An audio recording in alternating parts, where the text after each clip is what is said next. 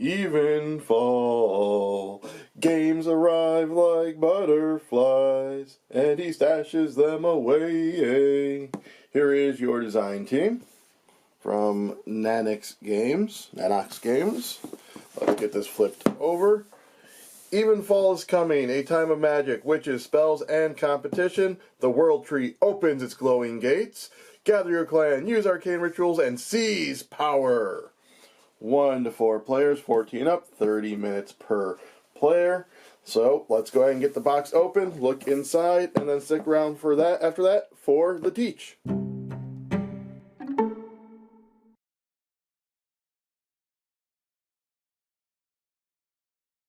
Alright, here's the box. Let's get this open. We start off as per the usual with a rule book. So let's go ahead and flip into here. We have all of the components you're about to see me show off. Here they all are. You then go into the general setup for the main parts of the boards and cards. You then get your player setup, so you have your boards, you get little meeples, you have your place of power, this little mana dial. Then if you are playing solo, here's the Automa setup. Overview and goal of the game. Your gameplay plays over 4 phases. Scout phase, action phase is the main phase where everything goes on. All the different actions you can do in the action phase, playing cards, so forth and so on. Activating with your witches and elders. There's really good examples throughout. You can build a catalyst. You have the battle phase. Then you go into the round end. After 3 rounds, you have the game end. Here's some certain cards, effects in detail. The moon side of the boards all have special asymmetric powers, so that's what this covers for the 4 different clans. There are the rules for your Automa. Then the Automa in the battle phase, during game end, and then again that game overview and some symbols and terminology. So next up in the box we have, this is the Automa board. So their witches go up there, you have your specialists go to the left, your inner circles, such, and they basically are going to be moving around this track doing actions. There's their covered track, and it's got a whole rule summary. These are extra little stickers that we used to put these boards together. Oh, not this board. This is the scoreboard, the mana track, and the round tracker. It's these boards that we put together. So you'll kind of see these are double layered. So we basically had the 2 pieces. We put stickers. There's little marks on there. We put the stickers on there and adhered them together. So there's that, because you have the sun side and the moon side. So this is the moon side. This has asymmetric powers. So moon and sun. And then here are your 3 different locations. And then these each have a double side for more players.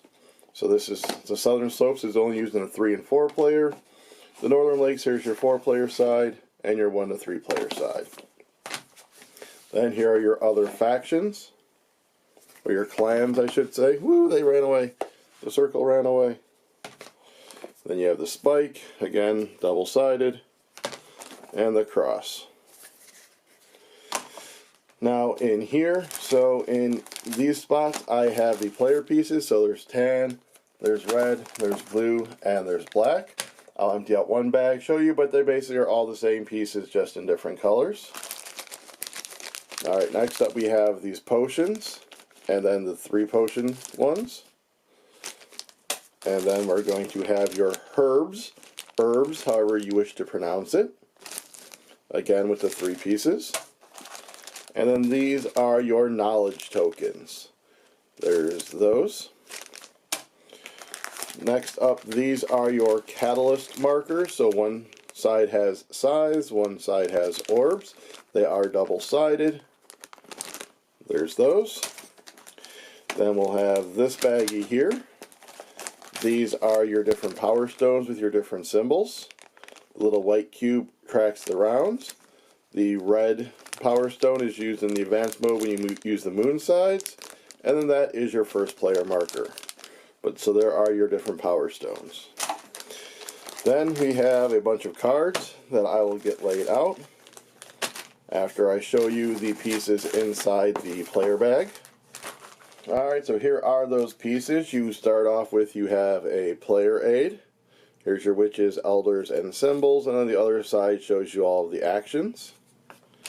You have your baggie with your witches with the pointy hat, and your elders right here, and then you have your little score discs inside. And then here is that whole sun and moon symbol, and then these are your clan tokens. As you can see, they are different. Here is your point marker in case you go past 100. And then you have your mana dial that you'll be using in the battle phase to bid mana. It rolls like that, and you had to put these together with the little rivets. This came all punched out, or in punch board that you had to punch out. Alright, so that's all those components. Let me go ahead. We're going to start with the places of power, and then we'll move on to the ritual and specialist council member cards.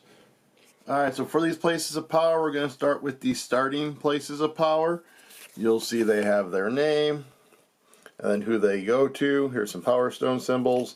And then the flip side of them, they have the moon side that has a special power. So here's this one, and this one, and this one.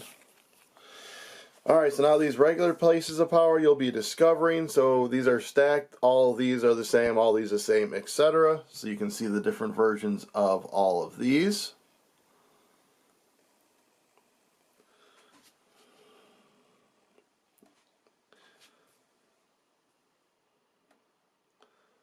And here are all those places of power. And then I will be doing the specialists next, and I'll explain those as we get to them. Alright, so here are the specialist cards, the ritual cards, council member cards, etc. So let's zoom in here. So something you're going to notice is there's basically, I believe, 2 of each ritual and 2 of each specialist. The specialists' powers are all the same, but the bottom part's all different. I'll kind of show you an example as we go. But as you can see, here's 2 Eyes of Plenty. So here we are, we're going down, looking at some of these cards.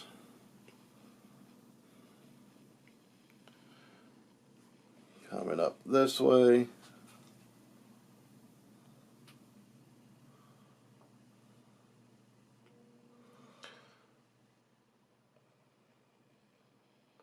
Oh, apparently there's at least 3 because there's another Eye of Plenty. I will say I actually didn't count like how many of each ones there are. I just know there's 2 specialists because they mention it in the rule book. So let me give you an example of the different things with them. So here if you look at Nora, Will Forger, you see the cost, the power, here's the end game. But then if you come over here, the cost is the same, you have the same power, but this bottom part, the council member area, is different. So let's continue on where we were. Going through, there are 100 of these cards when you put them together. And these are cards you'll be drawing and playing down to your board. Again, I will go over this in the how to play, so stick around for that.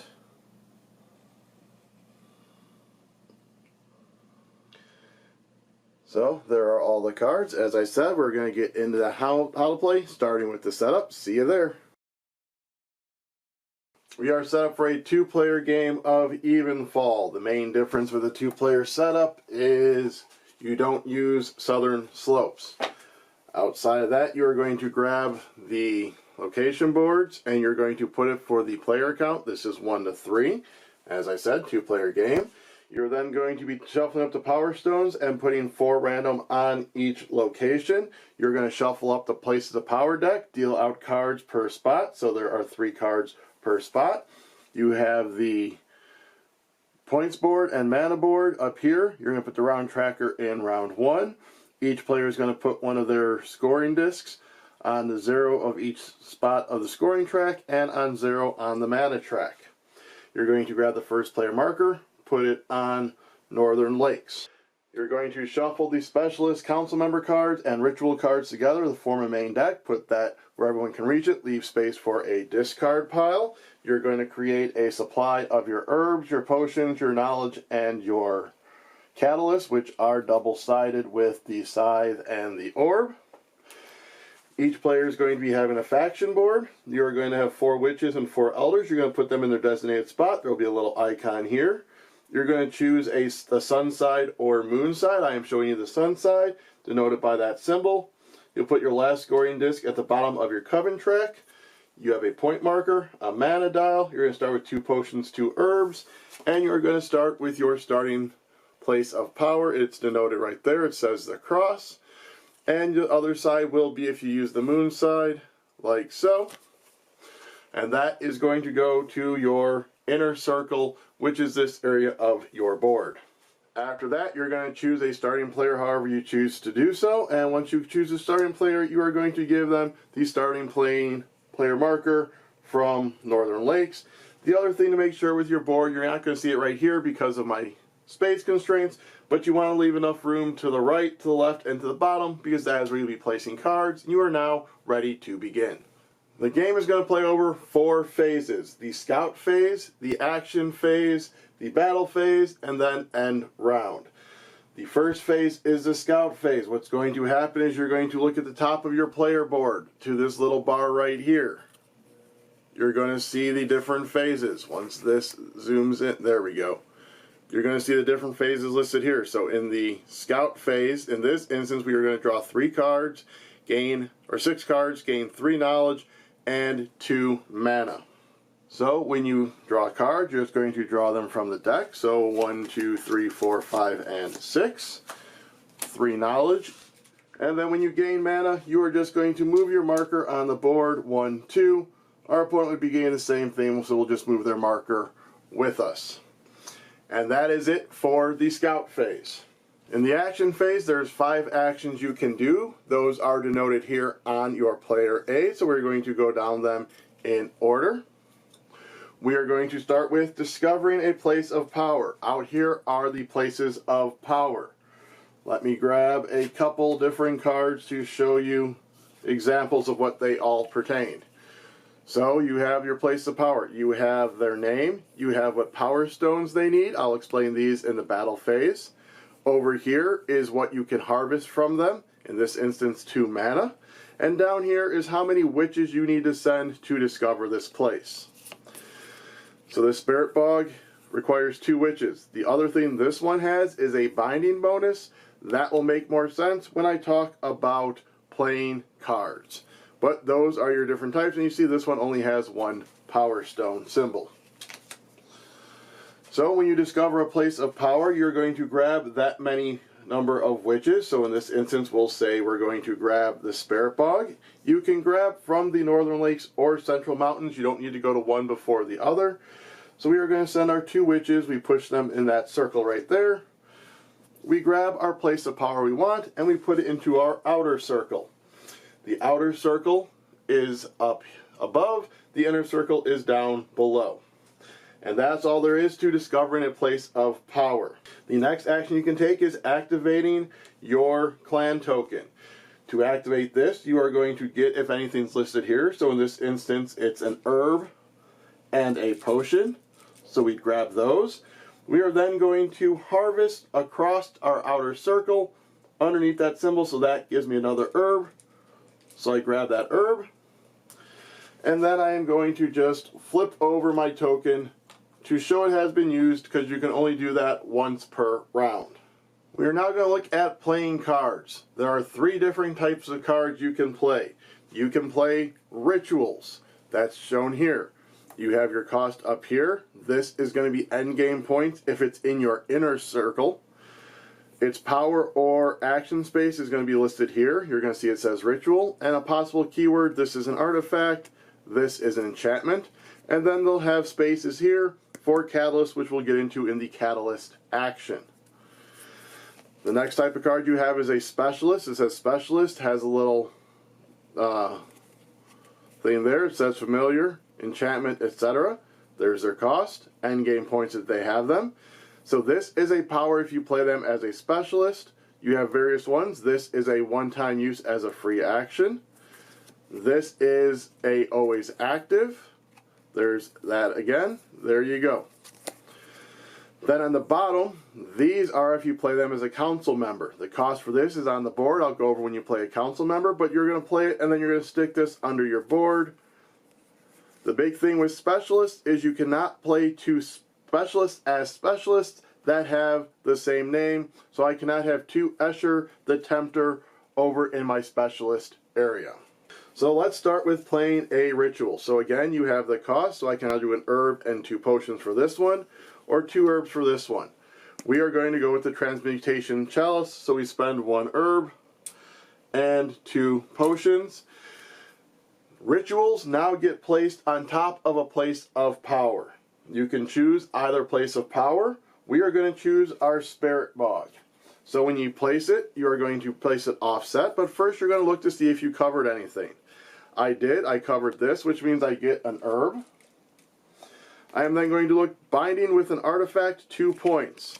This is an artifact, so this will just get kind of offset, making sure to still be able to see the symbols. That stays in your inner circle.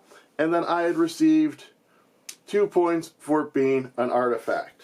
Alternatively, I could have also played this one if I wanted to, and I could always put it on my area down here, which I will do just as an example for a future example.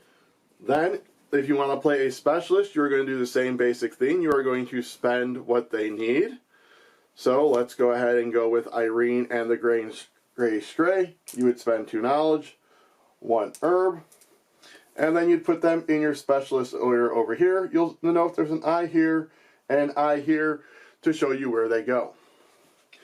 Now, that is permanently active. Each time I would discover a place of power, I would harvest it. So had I just now discovered it, I would have gotten a herb.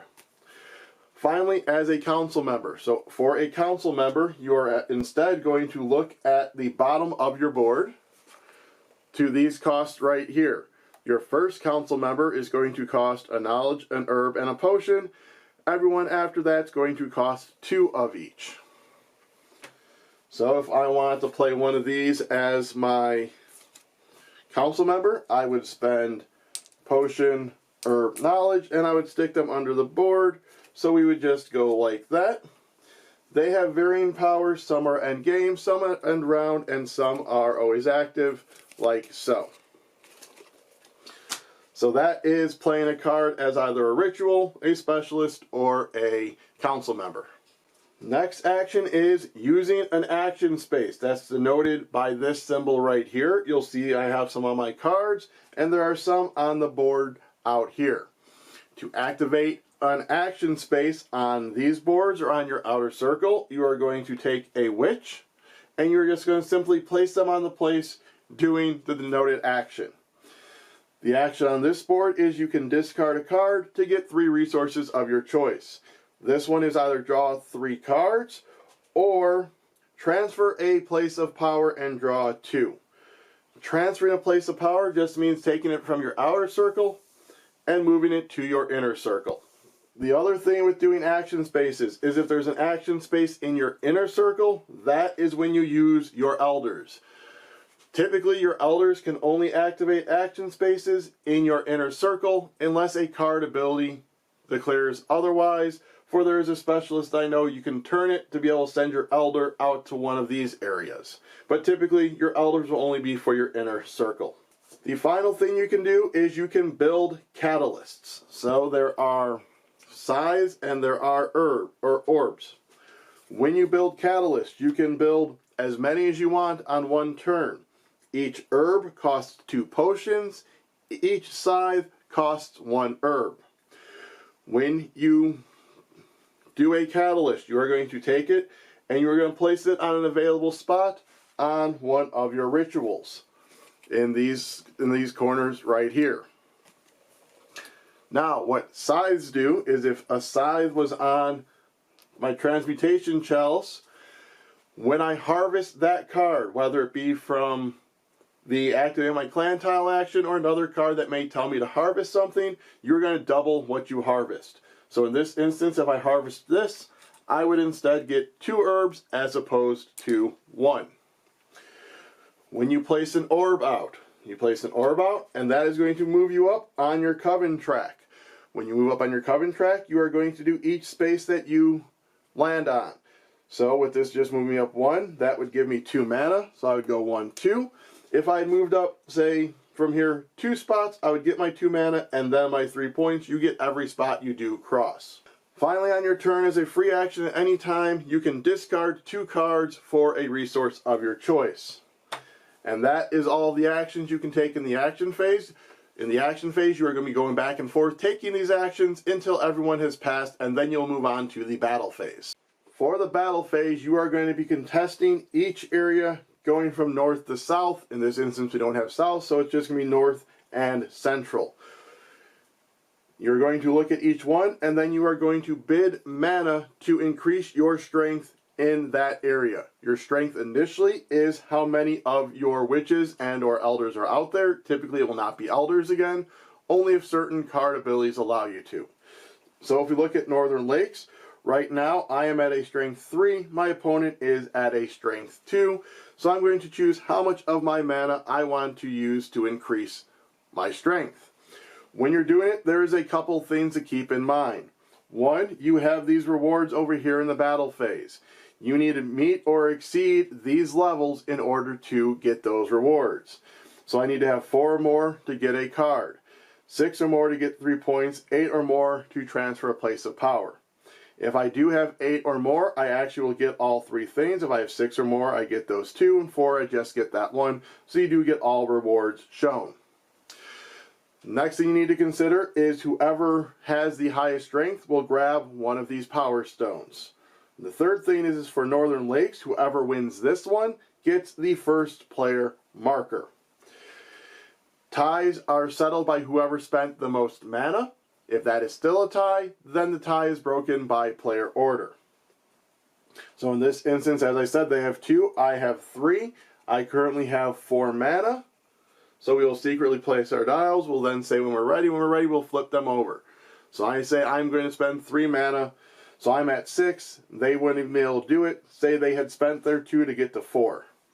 So I have my 6. So I win. I keep player order. I'm going to come over here. I'm going to draw a card. I would get 3 points. They were at 4, so they would also draw a card. You are then going to spend your mana, 1, 2, 3, like so. And I now have my choice of any of these Power Stones. So the purpose of Power Stones is at the end of the game, you'll be placing the Power Stones on your cards, your places of power that can access them, 1 per place of power, and that is going to double the victory points of the ritual that is placed on it. So for this Spirit Bog, had I wanted to put one on here, I would need to make sure I grab the one that's got the little dot in the middle. Your starting place of power can accept any of them, so we'll just say I take this one. You're just going to set it off to the side because you're going to place it at the end of the game. You're then going to repeat that process for the Central Mountains, and then if you're playing with 3 or more players, you would do it also for the Southern Slopes. After you are done with the battle phase, you are going to move into the round end. You're going to activate any end of round cards that you may have from council members. You are going to then replace cards with places of power that are empty. You do not refresh, you do not discard any, you just simply replace them with new cards. You are going to take back your witches and or elders from the central board and from any areas you may have put them out on your player board. You are then going to flip your clan marker up, and if you had any of the specialists that you had used, you are then going to ready them for the next round. The round marker moves 1 space forward, and then you're ready to begin another round, again starting with the scout phase, so doing what's on top, and then going down. The 2 herbs and 2 potions you start the game with, that's the only time you get them. You do not get those every round, only what is depicted at the top of your board. At the end of the 3rd round, you are going to do just the end of round effects. You do not do anything else. You then move into end game. End game scoring is you are going to score points for your specialists that you have in your area. You are going to assign your Power Stones to your places of power. So like say so, and then you're going to score points for your rituals, only the ones, however, that are in your outer circle, or your inner circle, sorry. So had I put the Power Stone on there, that would be stupid because that's not scoring, so I'd want to put it on this one instead, and I'd score 2 points. You obviously should have plenty more places of power than just the one by the end of the game.